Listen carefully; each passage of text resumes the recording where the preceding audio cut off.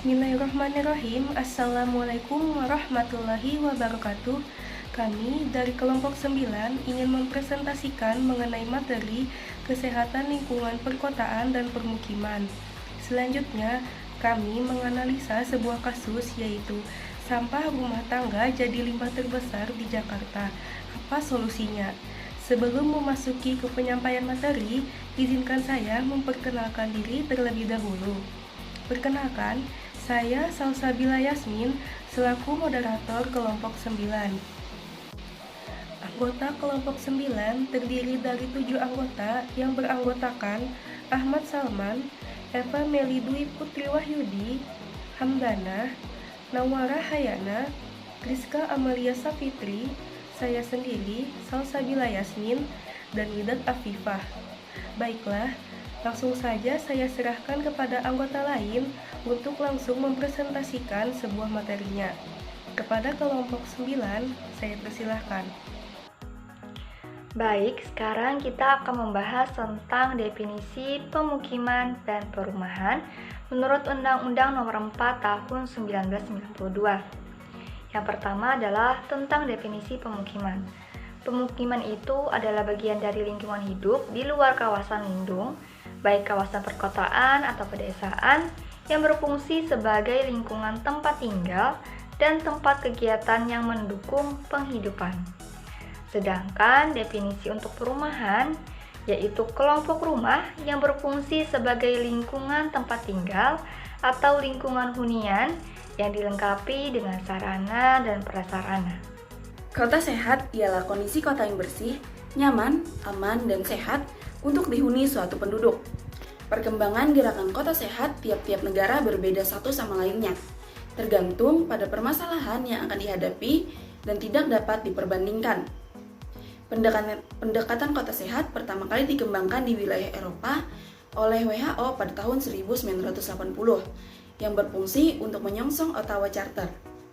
Penyelenggaraan kota sehat adalah berbagai upaya untuk mewujudkan suatu tatanan kota sehat melalui pemberdayaan masyarakat dan juga forum yang difasilitasi oleh pemerintahan kota. Selanjutnya, syarat-syarat perumahan dan pemukiman yang sehat. Yang pertama, lokasi. Perumahan dan pemukiman yang sehat tidak berada pada daerah yang rawan akan bencana alam.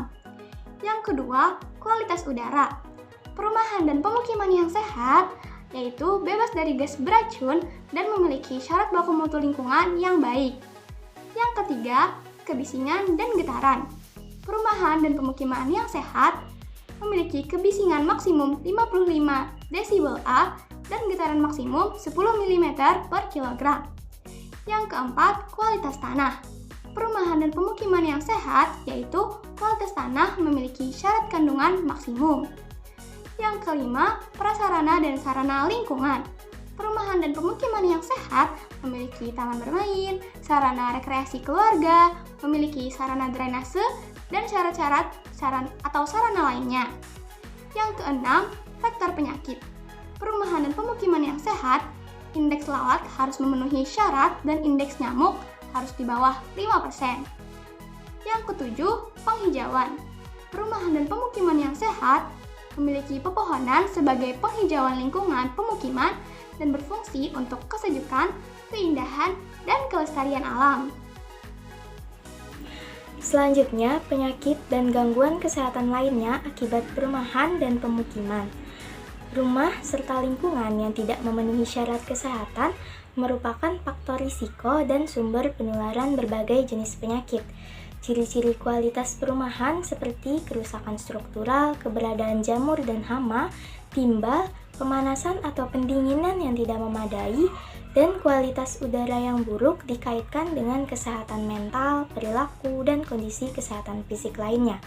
Penyakit yang terkait dengan lingkungan rumah yang tidak sehat bervariasi dan tergantung kondisi perumahan, misalnya penerangan, ventilasi, kelembapan udara, kondisi debu atau kebersihan, pengelolaan sampah, pembuangan air limbah, dan sebagainya.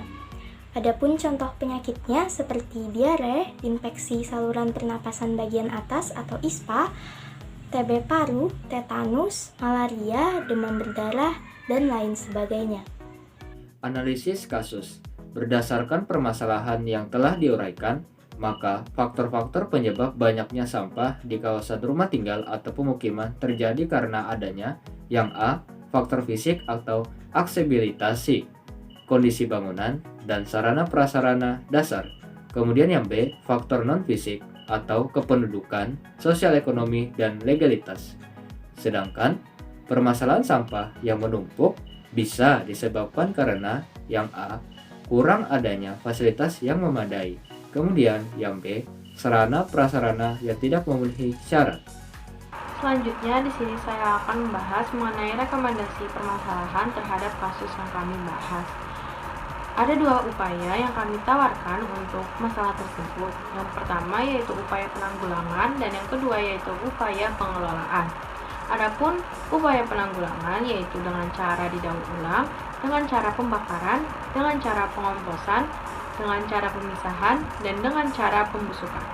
Kemudian upaya pengelolaan yaitu pengurangan volume sampah dari sumbernya dengan pemilihan atau pemprosesan dengan teknologi yang sederhana seperti composting dengan skala rumah tangga atau skala lingkungan.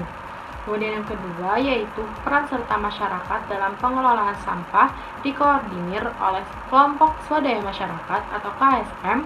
Kelompok ini bertugas mengkoordinir pengelolaan kebersihan lingkungan. Nah, sampailah kita di bagian akhir yaitu penutup. Kesimpulan dari apa yang telah disampaikan antara lain perumahan yaitu kelompok rumah yang berfungsi sebagai lingkungan tempat tinggal atau lingkungan hunian yang dilengkapi dengan sarana dan prasarana. Sedangkan pemukiman ialah bagian dari lingkungan hidup di luar kawasan lindung baik berupa kawasan perkotaan maupun pedesaan yang berfungsi sebagai lingkungan tempat tinggal dan tempat kegiatan yang mendukung perkehidupan dan penghidupan. Apabila rumah tidak sehat, maka berpengaruh terhadap kualitas kesehatan, misalnya faktor penerangan, ventilasi, kelembaban udara, kondisi debu atau kebersihan, pengelolaan sampah, pembuangan air limbah, dan sebagainya. Saran, berdasarkan hasil pembahasan yang telah dibaca atau disampaikan, kesehatan lingkungan perkotaan dan pemukiman sangat penting untuk menjaga status kesehatan masyarakat yang tinggal di sana. Oleh karena itu, sebuah kewajiban bagi kita semua untuk menjaganya. Baiklah, mungkin itu saja presentasi dari kelompok 9.